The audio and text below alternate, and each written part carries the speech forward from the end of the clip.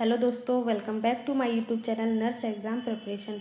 आज की इस वीडियो में हम बात करेंगे डीएनएस के यूजेस के बारे में, डीएनएस के साइड इफ़ेक्ट्स के बारे में, कॉन्ट्राइंडिकेशन और नर्सिंग पॉइंट्स के बारे में।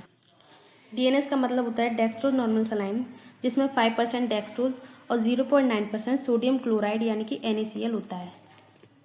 डीएनएस डॉक्टर के नोट्स के हिसाब से और पेशेंट के कंडीशन के हिसाब से 500 ml और 1000 ml में दिया जाता है।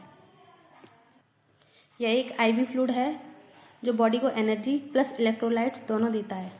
कौन कौन से इलेक्ट्रोलाइट्स डीएनएस में पाए जाते हैं?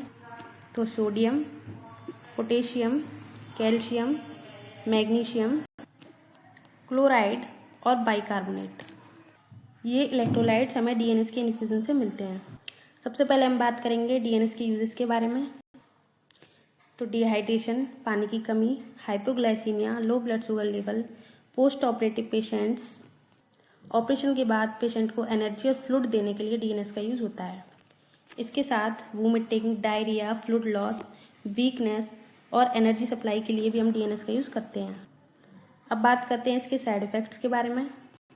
अगर किसी पेशेंट को डीएनएस ज़्यादा मात्रा में दिया जाता है तो फ्लूइड ओवरलोड हो सकता है, जिससे सूजन, सांस फूलना, हाइपरग्लाइसीमिया, ब्लड शुगर लेवल बढ़ना, इलेक्ट्रोलाइट इम्बैलेंस, IV साइट पर इन्फेक्शन, वेन इरिटेशन यानी कि जलन,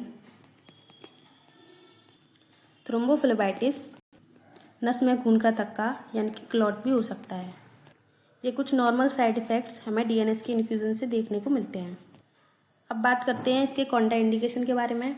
तो डीएनएस का यूज़ हम किन पेशेंट में नहीं करते हैं, अब इसके बारे में हम बात करेंगे। सीवियर रीनल फेलर यानी कि किडनी खराब होने पर, हार्ट फेलर यानी कि CHF, pulmonary oedema, uncontrolled diabetes, हाइपरनेट्रीमिया यानी कि सोडियम लेवल ज़्यादा होने पर, ऐसे पेशेंट्स में हम डीएनएस का यूज़ नहीं करते हैं। डीएनएस के रूट के बारे में अगर हम बात करें तो इसे IV इन्फ्यूज़न के माध्यम से दिया जाता है, जो डायरेक्ट ब्लड सर्कुलेशन में जाता है, इसलिए जल्दी इफेक्ट करता है और पेशेंट को जल्दी आराम मिल जाता है।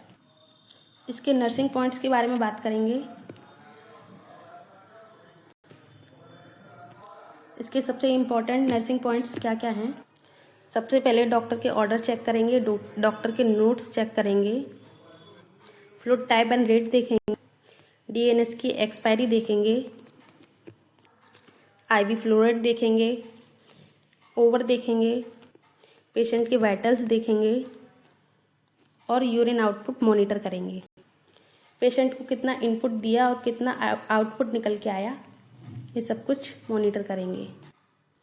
ब्लड शुगर लेवल चेक करेंगे, स्पेशली डायबिटिक पेशेंट में जिनका पहले से ही RBS यानी कि रैंडम ब्लड शुगर बढ़ा हो, ऐसे पेशेंट्स में हम डीएनएस का यूज़ नहीं करेंगे। IV साइट देखेंगे, redness, swelling, infection, fluid overload के साइन देखेंगे। तो ये थी दोस्तों हमारे कुछ डीएनएस के बारे में नर्सिंग पॉइंट्स।